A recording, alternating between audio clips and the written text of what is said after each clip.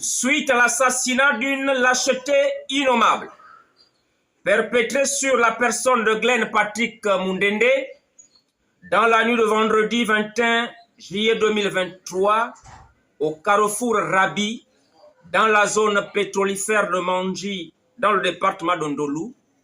Indignés, nous venons nous adresser en tant que citoyens à la jeunesse d'Ondolou que nous connaissons bien, que nous côtoyons et que nous admirons. En tant que fils du département d'Ondolou, nous voudrions nous exprimer au-delà de toute barrière d'âge et de frontières. Tout d'abord, nous présentons nos condoléances les plus attristées à la famille, si cruellement éprouvée par la disparition brutale de notre héros, mort en martyr, et leur assurons de tout notre soutien moral en cette pénible et douloureuse circonstance. Le drame que nous venons de vivre survient une vingtaine d'années plus tard, après le massacre par les gendarmes armés jusqu'aux dents de deux villageois aux mains nues qui manifestaient au village Fouanou pour revendiquer les mêmes droits énoncés par notre illustre disparu. Nous fusions avec force et vigueur le fait qu'aucune voix de la part des ressortissants d'Ondolou ne se soit levée pour condamner l'expédition d'un escadron de la mort chargé d'exécuter abjectement notre frère, fils et neveu Glenn Patrick Mundende, qui a eu le courage de faire connaître la face du monde les abus et la marginalisation dont sont victimes les populations du département d'Ondolou. En effet, il est de notoriété publique que plus de 40% de la production pétrolière au Gabon provient de notre département. Cependant, celui-ci peine à sortir du sous-développement dans lequel il est plongé depuis la nuit des temps. Presque toujours, pour les emplois de toutes catégories confondues, la préférence est faite aux agents venus d'ailleurs, au détriment des populations autochtones. La redevance pétrolière, si elle existe, est gérée dans une totale opacité. Les indignés que nous sommes appelons la communauté ndoluvienne à s'approprier la connaissance des rôles que devraient jouer nos élus locaux et nationaux.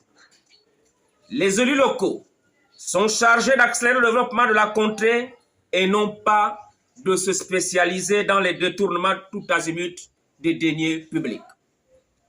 Les députés sont chargés de voter les lois, contrôler l'action du gouvernement et évaluer les politiques publiques, et non pas d'exceller dans la promotion des valeurs contre nature, placées aux antipodes de nos traditions, us et coutumes, telles que l'homosexualité et le vote des lois iniques.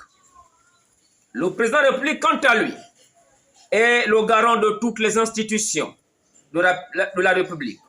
Il est chargé, entre autres, de garantir la protection de ses concitoyens et non de favoriser les crimes les plus infâmes et les assassinats de la nature de celui commis sur Glenn Patrick Mundende. Au regard de toutes ces vilainies observées au Gabon, et plus particulièrement dans notre département, tous les indices sont aujourd'hui rassemblés pour nous indiquer une autre direction à suivre. Un changement de paradigme s'impose à nous.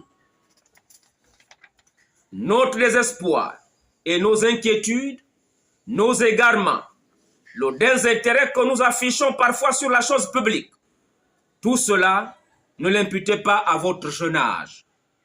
Ce mal qui gangrène notre bien-être et notre vivre ensemble a un nom et un visage. N'en déplaise à certains qui craignent peut-être de le regarder en face, de peur d'y retrouver leur propre reflet et de s'y reconnaître.